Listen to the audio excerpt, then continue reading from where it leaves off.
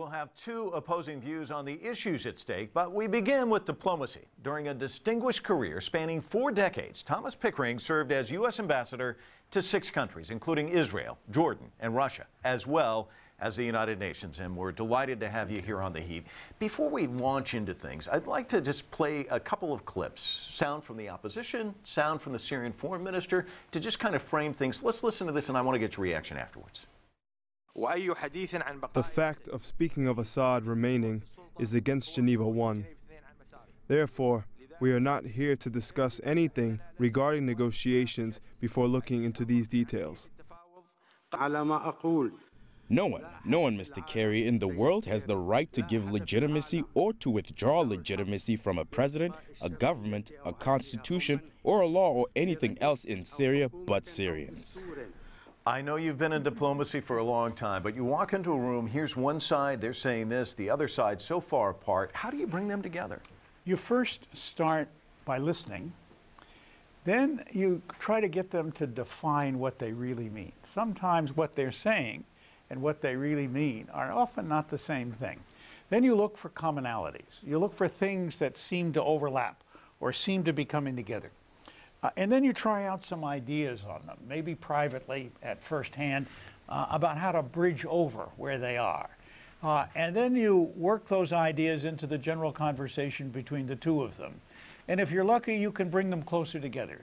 There will always be some tough issues that will stick until the end. And sometimes you need some help, you need some outside parties to work them. You need some ways of filling in the gaps, some outside influence.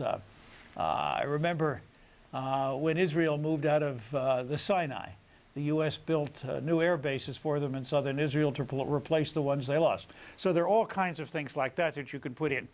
And then I think finally you need some big players on tiebreakers. Sometimes you have to broaden the question in order to bring more in to get it done. Sometimes narrowing it down is a way to proceed. So you got to attack it from different angles. Absolutely. Let me ask. But this is, you know, business does this. Human negotiations, husbands and wives do this. Well, let me break it down to what I see as probably the simplistic notions, and you can tell me if I'm right or wrong. But when you look at this, the 2 P's enter into this: power and pride. And power in the sense that Assad looks at the landscape. He sees Gaddafi. He sees Mubarak. Losing power doesn't look so good to him. And yet the other side sees an opening where perhaps they can get that power.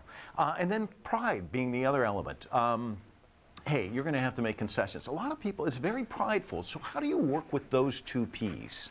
Sometimes you have to find on the power question whether sharing or time over time movements will make a difference.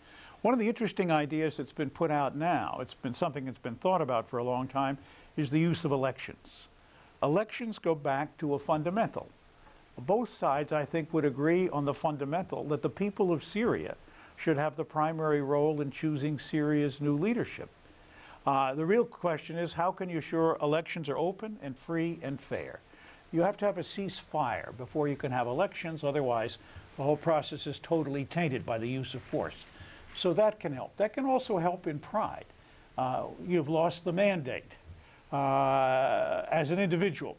And if you win the mandate, then that feeds your pride. So things like that can help. Sometimes you want to be sure in these countries that you and your family have a safe haven, a place you can go where you will not be subject to assassination. You've got 2 competing narratives, which we got a taste of. Assad's got to go is one narrative. The other narrative is, hey, our country's overrun with terrorists. We're trying to stop the terrorists. How do you move them away from their narratives and get them more focused on the narrative that you're interested in? Look, 100,000 or more Syrians have been killed. 6,000, 7,000 a month by UN reckoning, although they've stopped counting because it's so difficult. A ceasefire is the first imperative to stop that. Radicalization is going on. The whole region has been, in many ways, totally broken up. Lebanon, Jordan, Iraq are certainly now deeply involved in the Syrian mess in one way or another. To stop that disintegration, to stop that killing, to open up humanitarian lines, ceasefire is very important. Even if it begins in small places, one by one, I think you have to start that. We have to get that 500 tons of lethal chemical weapons from Syrian bases to a port to get it to a ship that the United States is supplying to destroy those. So there are good reasons to move in that particular direction. Those are opening things that can be started with. I heard Brahimi today. He's an old friend, and I am a great admirer of Brahimi's. Brahimi met with them separately today, but he's getting them in the room together tomorrow. I thought it might take him weeks to do that. So we'll see. So it's moving along. What does he bring to the table? He brings to the table, one, a deep set of experiences, because this is his part of the world. He's an Algerian, former Algerian foreign minister. Deeply involved in the past in negotiations in Afghanistan, in places like that. Speaks the language beautifully of the parties. He doesn't have to have an interpreter.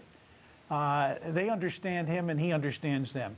He knows how to work with people, and he knows how to bring in outsiders to help him work. And he can find ways to do this. He helped to put the Karzai government together in Afghanistan. And he brought Iran and Russia and the United States and Germany and France and Britain all to the table. And they all ended up being, in effect, helpers of Lakhdar Brahimi, putting that together. So he knows and understands the techniques and how to move these things ahead. Talk to me about atmospherics, because we see the fireworks, the initial fireworks, what's said in public. But you know, and I know, that privately other things happen. So talk to me about what happens in a setting like this in terms of atmospherics. What's being told to the public, what's being said privately? The parties have to get used to each other. And when they've been at war killing each other, that takes time. Sometimes it never works, but sometimes it does. I negotiated disarmament with the Soviet Union as a very junior guy for a number of years. And it was interesting that in the room, things were face-off. But outside of the room, we had opportunities to see each other. We ate meals together. We shared reminiscences and jokes. We began to build a personal rapport inside the process, if not in the meeting room. And that was very useful, because that helped to begin to be able to open doors to different ideas as you thought up new ways to deal with the problem. How do you take into account what these guys are thinking and saying? And how do you incorporate that into your narrative and your result? All of that has to happen. Sometimes it helps to have a third man in the room like Brahimi. That's very important. Two sides alone sometimes find it almost impossible to bridge the gulf. As a viewer, with your background, what do you look for? I look for several things. The signs that the talks are continuing.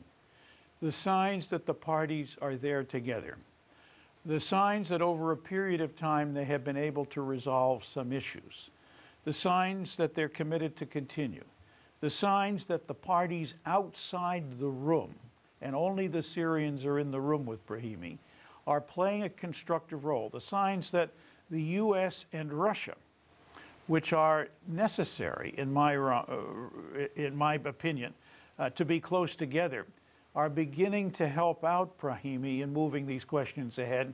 And the signs that, while they're necessary, they're not sufficient, they're also helping other parties, including those who could be divisive, like Iran, or like Qatar, or like Saudi Arabia. We're out of time, but yes or no, is this going to be successful? I think that we're still where the president has been on a number of these things. The kind of 50-50 answer is the only wise one now. It's much too early to say. Ambassador, thank you so much for your time. Thanks, Mike.